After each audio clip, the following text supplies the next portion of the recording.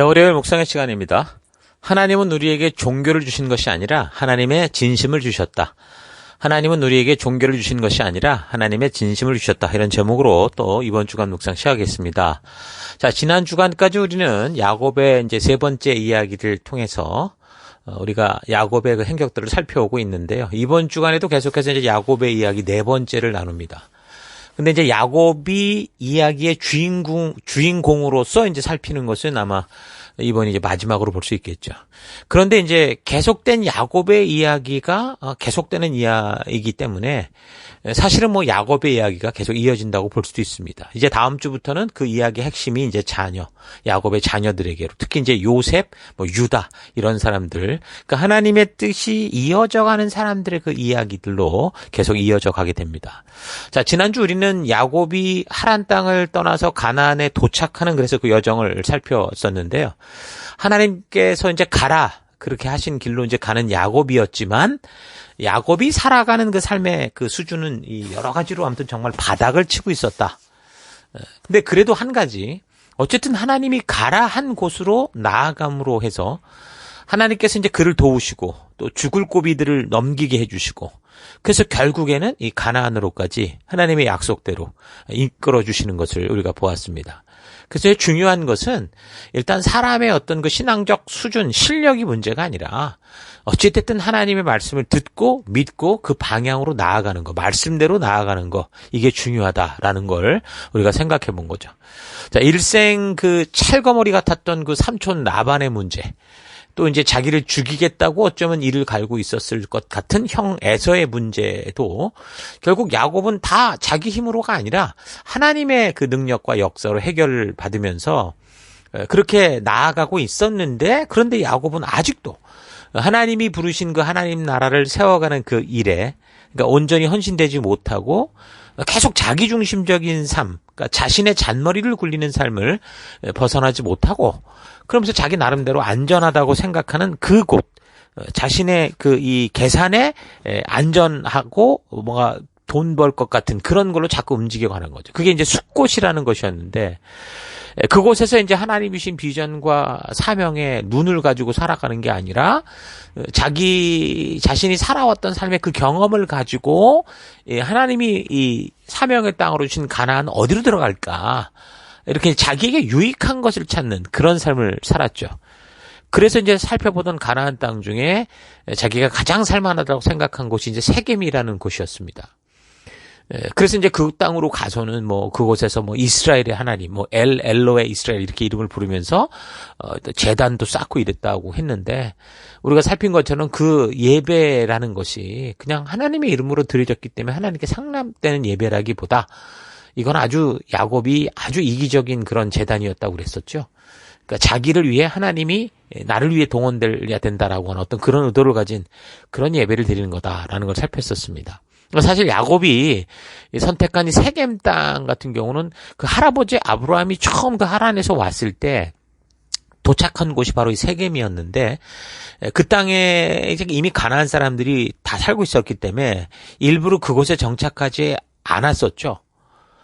또 더 남방으로도 내려갔었습니다. 그러니까 하나님이 이끄셔서 도착한 가나안 땅이지만 그 땅에 속하고 머물러서 그 사람들과 하나 되는 게 목적이 아니라 그 가나안 땅을 중심으로 이제 하나님 나라를 세워가는 것이 목적이었기 때문에 아브라함도 그랬고 이삭도 그랬고, 비록 그 가나안 땅에서 살아가야 됐지만 그 가나안 사람들과 저들의 문화와는 절대로 섞이지 않으면서 그렇게 살아온 겁니다. 그게 바로 이제 구별된 삶이고 거룩한 삶이라고 그러는 거예요. 그러니까 우리도 지금 이 땅을 살아갈 때 어떻게 보면 우리가 살아가는 모든 땅이 가나안 땅과 같죠. 근데 그곳에 우리가 섞여서는 안 되고 오히려 그곳에서 구별된 삶을 살아가야 되는 게 성도의 그 사명이요, 우리의 존재 이유인 거죠. 그게 바로 이제 이렇게 아브라함과 이삭과 야곱의 이 이야기를 통해서 우리가 분명한 우리의 정체성과 사명을 알 수 있는 겁니다. 가나안 땅이라는 한 지역에서 한 공간을 공유하고 어떻게 보면 한 경제 체제 안에서 그렇게 살아갈 수밖에 없었지만, 근데 절대로 저들의 가치나 그들의 문화와 섞여서는 안 되는, 그러니까 이게 참 이 성도로서 우리가 살아가야 될 이 땅에서 삶의 태도인데, 그게 이제 이 아브라함과 이삭과 야곱을 통해 보여주는 거고요. 근데 야곱은 마치 그 아브라함의 조카 롯이 어디로 갈래 했을 때 눈에 보기 좋은 그 에덴 동산 같이 보였던 그 소돔과 고모라로 홀린 듯이 확 가버렸잖아요. 그것처럼 야곱이 지금 딱 그런 상태로 가나안의 그 가나안 땅 세겜으로 옮겨서 터를 잡은 겁니다. 그러니까 우리가 이 창세기의 인물편 족장자를 살펴갈 때 우리가 지금 하나님이 지금 뭘 이루어 가시는가라는 것을 우리가 다르게 보고 살펴가려면 이 세상이 지금 어떤 상태로 흐르고 있는지 큰 역사를 알아야죠. 이 바벨탑 사건으로 하나님의 통치를 거절하고 이제 온 인류들이 자기 마음대로 살아가는 세속으로 떨어져서 결국은 다 흩어져 버린 그런 생활. 결국은 어디로 가든 간에 하나님을 떠난 그곳에서 죽음으로 가는 백성들이었었죠. 이 백성들을 지금 하나님께서 그냥 내버려 두시는 게 아니라 어떻게 하나님의 통치 안에서 하나님의 창조의 그 목적대로 살아가는 하나님 나라로 부르시는지 그런 것들을 우리가 지금 각 인물과 이 사건을 통해 잘 분별해 갈 수 있어야 되는 겁니다. 그래서 하나님은 아브라함을 부르실 때부터 하나님께서 그 하나님 나라를 위해서 그를 부르셨고 그래서 아브라함의 믿음으로 시작된 그 하늘 백성다운 삶을 위해서 하나님이 누구신지를 알리시고 또 우리가 하나님의 백성으로 어떤 가치를 따라 살아가야 되는가, 우리는 어떤 존재인가라는 것을 아브라함뿐만이 아니라 계속되는 그 믿음의 이 사람들에게 알리기를 원하셨죠. 그래서 아브라함을 부르신 이유가 바로 그거라고 그랬습니다. 창세기 18장 19절 뭐라고 그랬습니까? 내가 아브라함을 선택한 것은 그가 자식들과 자손을 잘 가르쳐서 나에게 순종하게 하고 옳고 바른 일을 하도록 가르치라는 뜻에서 내가 했다. 이렇게 분명히 말씀합니다. 그래서 지금 우리가 살고 있는 살피고 있는 이야기의 핵심은 바로 그 하나님 나라가 지금 어떻게 그렇게 해서 이어져 가고 있는가. 다시 말해서 하나님께 부름받고 하나님의 마음을 아는 순종하는 백성들이 어떻게 하나님의 뜻을 전해가고 있는가라는 것, 이것을 우리가 집중하고 있는 거죠.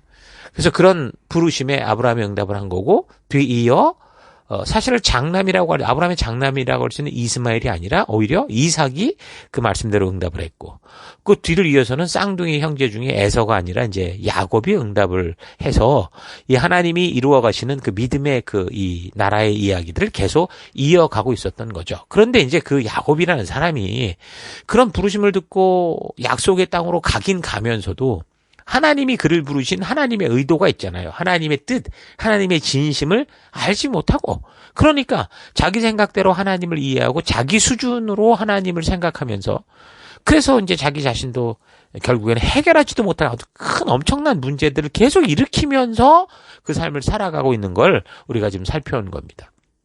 하나님은 지금 야곱을 인도하셔서 하나님의 나라를 세워가는 그런 일로 우리를 증인으로 빛과 소금으로 부르셨는데 그런 하나님의 부르심에 의대해 확실하게 헌신되지 않고 여전히 자기중심적인 삶을 살아가고 있는 야곱은 그 모든 사건을 하나님의 은혜로 해결해가면서도 하나님을 바르게 하는 게 아니라 하나님을 도구로 자꾸 생각하는 삶을 살고 있었죠. 그래서 형과의 극적인 그 화해 이후에도 인간적으로 두려운 거예요, 계속. 그러니까 하나님의 뜻 안에 걷는 게 아니라 자기 생각 안에 걷다 보니까 두렵죠. 뭐가 다 해결되는 것 같은데도 계속 두려움이 있다 보니까 형 에서를 견제하려고 자기가 건너왔던 약복강을 다시 거꾸로 건너가서 숫곳이라는 곳으로 간 겁니다. 그래서 숫곳에 도착할 때 야곱이 나이로 따지면 97세경이었을 겁니다. 그러니까 삼촌 라반과 14년 동안 아내를 넣는 무보수 계약을 했고 그리고 이제 6년을 더 재산을 모으기 위해서 그렇게 살다가 도망친 거니까. 그러니까 야곱이 77세에 가서 84세에 결혼을 하고 91세에 떠나고자 했는데 6년을 더 일하게 된 거니까 이제 97세라고 볼 수 있죠.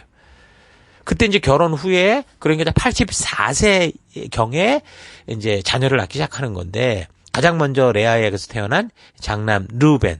그럼 그때쯤 되면 벌써 14살 정도 됐겠죠. 야곱이 84세에 낳았고, 낳기 시작했고, 그리고 7년을 무보수를 하고 6년을 더 있다 왔으니까 루벤이 이제 한 14살 정도 됐다고 볼 수 있는 겁니다. 요셉의 경우는 결혼을 위해 이 무보수 노동이 끝날 때, 14년의 노동이 끝날 때쯤, 그러니까 이 요셉을 낳고 고향으로 가겠다고 얘기했던 걸로 봐서는 그리고 나서 6년을 더 있었으니까. 그렇게 보면 이제 요셉이 한 6살쯤 됐을 거고, 그 요셉 이에 이제 레아가 낳은 딸아이 디나 같은 경우는 7살 정도 됐을 겁니다.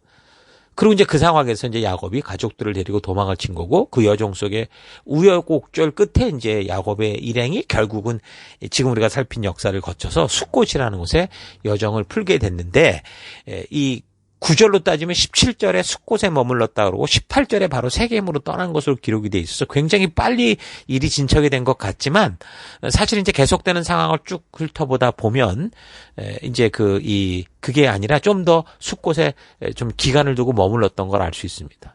정확한 기간은 알 수 없지만 그 계속되는 내용을 볼 때 여기 숫곳에서부터 이제 세겜으로 가서 정착하려다가 좋지 않은 일을 만나면서 결국엔 또 다시 베델로 결국은 가거든요. 그리고 거기서 또 다시 움직여서 베들레헴을 거쳐서 이제 헤브론 쪽으로 이제 이렇게 가서 정착을 하는데 그러다가 거기 있을 때 이제 요셉이 형들에 의해서 이집트 노예로 팔리는 그런 시기가 이제 오게 되네. 그리고 시간으로 따지면 11년 정도가 돼요. 그렇게 되면 야곱이 108세고 요셉이 이제 17살 정도 됐던 걸 알 수 있습니다. 그래서 우리는 이 11년 사이, 그러니까 숫곳에서부터 요셉 팔려가는 이 11년 사이의 기간 속에서 결국 숫곳에서 세겜으로 이동한 때가 언젠가. 그렇게 보면 숫곳에 머문 횟수가 어느 정도인지 나오게 되는데 본문 34장을 보면 큰 사건이라고 그랬는데 그게 이제 세겜 땅에 갔을 때 외동딸 디나가 동네 구경 갔다가 그 동네 족장한테 잡혀가지고 성폭행을 당하는 그런 일이 벌어지는 이걸 근거로 볼 때 적어도 딸 디나가 15살 이상은 되지 않았겠냐. 그렇게 볼 수 있는 거죠. 그렇게 보면은 이제 내용 정황상 세겜에서 정착한 시간이 적어도 한 7, 8년은 되지 않았을까. 그러니까 숫곳에서. 그리고 이제 세겜에 왔을 때 이런 사건이 벌어진 것은 구경하러 나갔다고 하니까 뭐 몇 년 살았다기보다는 아마 얼마 되지 않았을 때가 아닐까. 그렇게 생각을 해 볼 수 있습니다. 뭐 여러 가지로 다르게 생각할 수도 있죠. 세겜 땅에 미리 들어갔고 그곳에서 살다가 그렇게 됐다 그럴 수도 있는데 어쨌든 뭐 전체적인 흐름으로 봐서는 숫곳에 한 7, 8년은 머물렀던 걸로 보고 그리고 세겜에 들어갔을 때 이제 좋지 않은 일이 벌어졌다 이렇게 볼 수 있습니다. 그러니까 디나는 요셉의 바로 위에 태어난 누나죠. 물론 어머니는 다릅니다만 디나는 레아의 딸이고 요셉은 라헬의 아들이었으니까. 어쨌든 디나와 요셉의 나이 차이가 불과 한 1, 2년 정도라고 볼 수 있거든요. 디나가 그런 일을 당할 때 그 야곱의 아들들이 전부 뭘 하고 있었느냐. 목축을 하니까 다 이제 들로 산으로 나가 있었던 겁니다. 요셉도 14살 정도 되니까 지금으로 말하면 중학생 정도 나이였지만 다 이제 이를 위해서 형들과 같이 나갔겠죠. 그럼 이제 르우벤 같은 경우는 22, 3살 정도 됐을 거고 장남인 경우 그 이후에 이제 자녀들이 줄줄이 7년 안에 다 태어났으니까 야곱의 아들들의 나이가 대부분 10대 후반부터 20대 초반에 아주 혈기왕성한 나이였을 것으로 볼 수 있습니다. 자, 아무튼 야곱이 요단 동편 그 숫곳에서 약 8년 정도 머물다가 가나안 땅으로 들어가서 정착하기로 한 것이 세겜이었는데 거기서 이제 외동딸 디나가 겁탈을 당한 엄청난 사건이 벌어진 겁니다. 근데 왜 이런 일이 생기는가?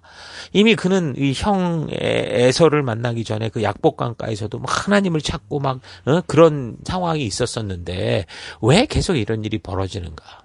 이제 야곱이 여러 가지 위협들로부터 벗어나고 그동안 꾸려온 가정, 건강하게 자란 자녀들로 더불어 행복한 삶을 시작하려고 그 세겜 땅에 정착을 했는데 왜 이런 일이 생기게 되었을까라는 거 우리가 생각해 볼 필요가 있습니다. 그거는 야곱이 지금 하나님의 백성이라고 하면서도 어떻게 하는 거예요? 그의 중심 속에는 하나님의 부르심이 중심으로 된 삶이 아니라 자기 생각을 중심으로 한 삶을 살고 있었기 때문입니다. 같이 가나안 땅 하나님이 부르신 곳이긴 한데 그가 그 가나안 땅의 세겜이라는 곳으로 갔는데 근데 그의 의도는 하나님의 뜻을 이루려 함이 아니라 세상과 세속을 가까이 하는 삶 거기서 잘 먹고 잘 사는 삶이었다는 거예요. 그러니까 가나안과 같은 소돔과 고모라와 같은 이 세상에 나아갈 때 아무런 이 부르심에 대한 이 정체성 없이 그저 그냥 일반적으로 살아가는 사람처럼 그렇게 살았기 때문이라는 겁니다. 야곱의 마음이 그렇게 세속으로 가 있으니까. 그러니까 하나님이 정신 차리게 하려고 일부러 이런 끔찍한 일을 벌인 게 아니고요. 세상은 원래 이런 일이 비일비재한 곳이에요. 요즘에는 많은 젊은이들이 서로 교제를 한다는 것에 대해서 서로 보니까 이제 성적인 것을 허용하는 거, 이게 교제하는 사이다라고 말하는 것 같아요. 그러니까 클럽 같은 것에 뭐 놀러 가서 뭐 술, 담배, 거기다 이제 마약 같은 건 기본이고, 그냥 서로 끌리면 하룻밤 자고 서로가 누군지도 모르고 통성명도 없이 그냥 쿨하게 헤어지는 게 아주 이 세상의 문화인 거죠.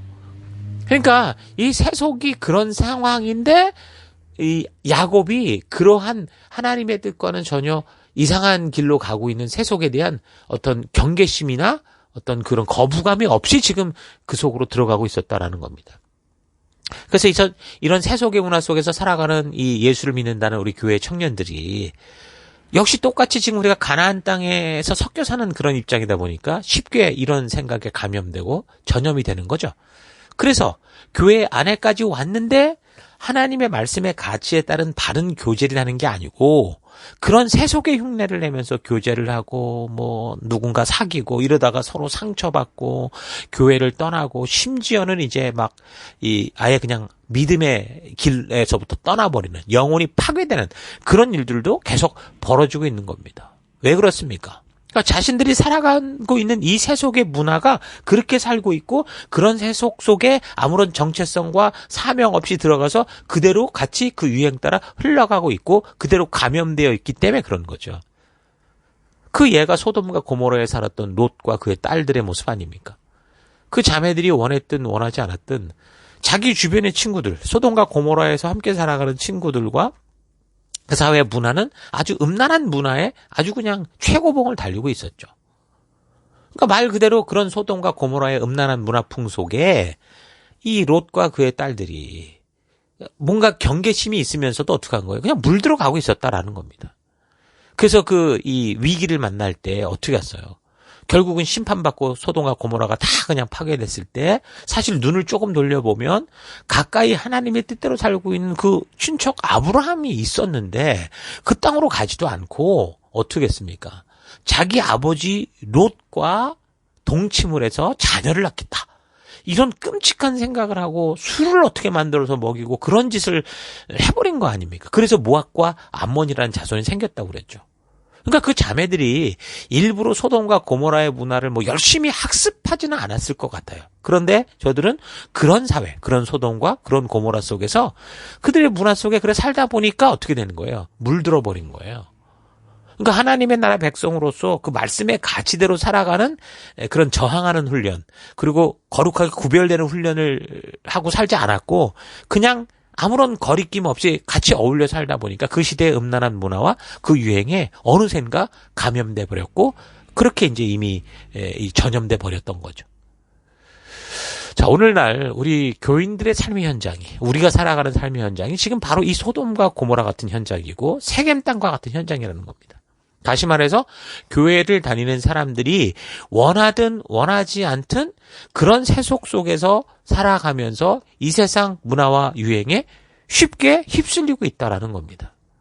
가나안과 소돔과 고모라의 문화가 판을 치는 이 세상 속에서 지금 그러니까 어떻게 보면 우리는 그런 어두운 땅이기 때문에 우리가 번뇌를 받았고 그 안에서 교인으로 살아가는 그런 존재인데 그래서 교회를 다니고 하나님을 믿는데 생존을 위해 살아가야 되는 자기 주변이 대부분 어때요? 하나님과는 전혀, 하나님의 말씀의 가치와는 전혀 상관없는 세속의 가치를 즐기며 살아가는 그런 사람들과 문화로 가득 차 있고, 그리고 대부분의 우리가 많은 시간을 그 땅 가운데 함께 어울려 살아가야 되기 때문에 정말 우리가 이 하나님의 이 말씀, 성경과 역사를 통해 하나님의 의도를 알고 말씀의 가치로 확고하고 철저하게 무장되지 않으면 어떻게 돼요? 그냥 쉽게 아무 생각 없이 물들고 전염되고 감염될 수밖에 없는 겁니다.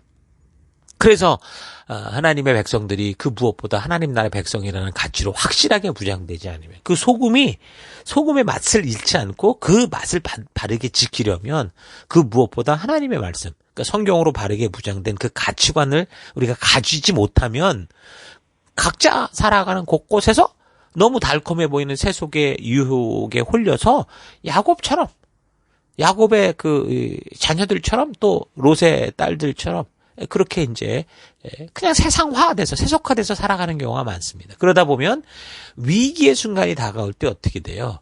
이런 식으로 위기의 순간에 다 이제 그 본색이 드러나는 거죠. 하나님이 말씀해 주신 그 믿음의 판단과 그 기준에 따른 다른 행동이 아니라 세속에 이미 감염되어 있고 자기 욕망으로 가득 찬 그런 삶, 야곱처럼 롯의 딸들처럼 세상이 보여주었던 그대로 흉내내며 살아가는 그런 삶이 되는 겁니다. 오늘날 교인 속으로 흘러들어온 이 세속주의는 참 심각합니다. 성경이 말해주는 그 과거 소돔과 고모라보다 아주 심화된 세속의 세계가 오늘날 우리가 살고 있는 세상이죠. 소돔과 고모라의 시대보다 거의 3,800년의 시간이 지난 지금, 과거 어느 때보다 지금 거대한 빅데이터를 통해서 시대를 분석하고 미래를 예측하는 지식으로 무장이 돼서 과학적 발달로 지구를 중심으로 먼 우주까지 살피는 그런 과학의 시대, 또한 너무도 세밀한 나노의 세계 속으로, 그러니까 지금도 그 아주 작은 그 눈에 보이지도 않는 그 세계를 관찰할 수 있는 능력을 가지고 있잖아요.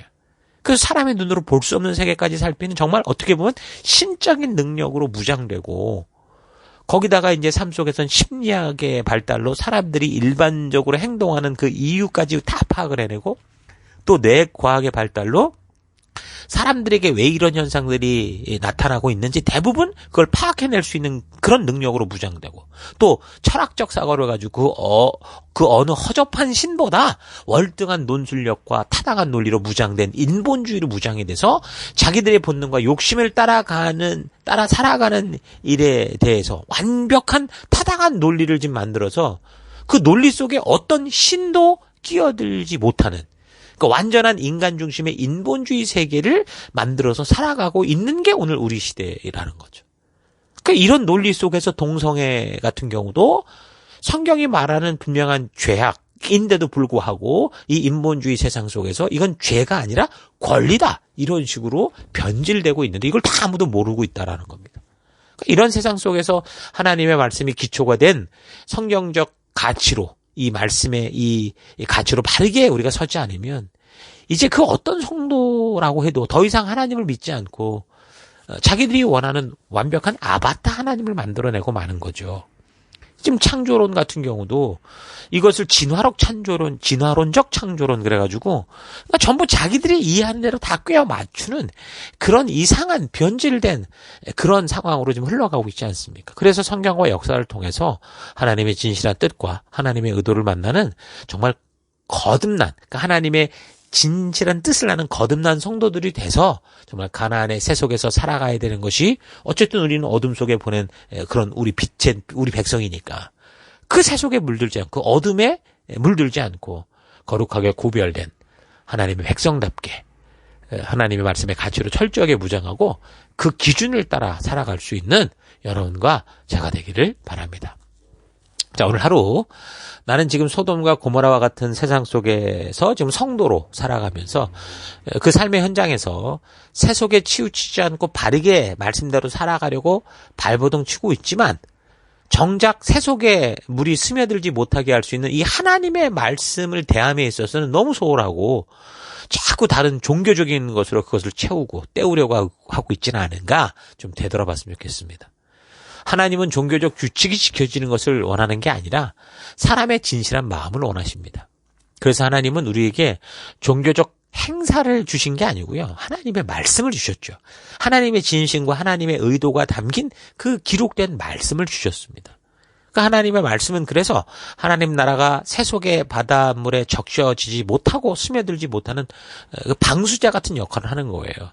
어둠 속에 있으나 어둠에 물드는 게 아니라 그것을 밝힐 수 있는 빛이 되게 하는 거죠. 마치 노아가 방주구 안팎으로 역청을 발라서 물이 스며들지 못하게 하는 것처럼 이 소돔과 고모라 같고 가나안의 세겜 땅과 같은 이 썩은 세속으로 보냄을 받고 살아가는 백성들의 영혼이 본능과 욕심을 따라가는 그 세속에 물들거나 그 거짓된 문화가 스며들지 못하도록 할 수 있는 게, 그 유일한 게 바로 하나님의 말씀, 성경이라는 겁니다. 그래서 성도는 이 하나님의 말씀, 약속을 통해서 하나님의 진심을 만나고 하나님의 진실한 뜻을 알 때, 그 의도를 알 때 거듭난 백성에 대해서 비로소 거센 파도와 풍랑이 치는 이 세속의 바다에서 표류하거나 침몰하지 않고 바른 믿음의 항해를 할 수 있는 겁니다. 여러분, 성도는 하늘나라에 가기 전까지 계속해서 가나안 세속의 풍파 가운데 살아가야죠. 어둠 속을 살아가야죠. 그래서 이 땅에서 하나님이 이루어 가시는 하나님의 나라, 빛의 나라를 세워서 하나님의 뜻이 이 땅에서도 이루어지게 하는 하나님의 이 열방의 제사장 같은 삶을 살아가는 존재들인 겁니다. 자, 여러분, 이런 우리의 정체성을 잊지 마시고 야곱처럼 하나님의 부르심을 듣고도 하나님의 진실한 뜻을 모르기에 자기 생각과 만족을 위한 삶을 살아가는 일이 없도록 무엇보다 하나님의 말씀을 통해 하나님의 진심을 만나는 거듭난 삶이 될 수 있기를 주의 이름으로 축원합니다. 자, 오늘 하루도 힘내십시오. 잠시 기도하겠습니다. 하나님께서는 홍수 이후 바벨탑 사건으로 다 타락하고 무너진 세계 속에서 다시 하나님의 나라를 세우시는 일들을, 하나님의 음성을 듣고 반응하는 이들을 통해, 아브라함을 통해, 우리의 성도들을 통해, 오늘날 우리를 통해 이루시고자 우리를 부르셨는데, 하나님의 백성된 존재라 하면서도 하나님 나라가 아니라 잠깐 살다 없어지고 말 이 세속의 나라를 위해 살아왔던 그런 삶을 회개합니다. 하나님께 속한 백성으로 하나님의 진실한 뜻을 하는 유일한 방법은 이 성경밖에 없기 때문에 하나님의 진심이 담긴 이 말씀을 소중히 여기며 늘 이 말씀 속으로 들어가 하나님의 마음을 깊이 만나고 하나님의 뜻을 바르게 알아가는 내가 되기 원합니다. 과학을 비롯한 하나님을 더 바르게 알게 하는 그 기술과 정보와 지식으로 오히려 하나님의 뜻을 대적하고 창조주 하나님께서 죄라 하신 것들을 아니라 말하며 그 죄악된 것들만 즐기는 이 소돔과 고모라 같은 세상의 흐름을 하나님의 말씀의 기준으로 잘 분별해서 거룩하게 구별된 성도의 삶에서 흔들리지 않고 믿음의 길을 따라가는 내가 되기 원합니다. 하나님께서는 우리에게 종교를 주신 게 아니라 우리에게 관계의 손을 내미셨고 우리와 함께 꿈꾸시는 그런 하나님과의 동행을 우리에게 주신 것 잊지 않고 그런 귀한 축복을 누리며 살아가는 그런 우리가 될 수 있도록 인도하여 주옵소서. 그 길로 인도하시고 동행하신 하나님 감사드리고 예수님 이름으로 기도했습니다. 아멘.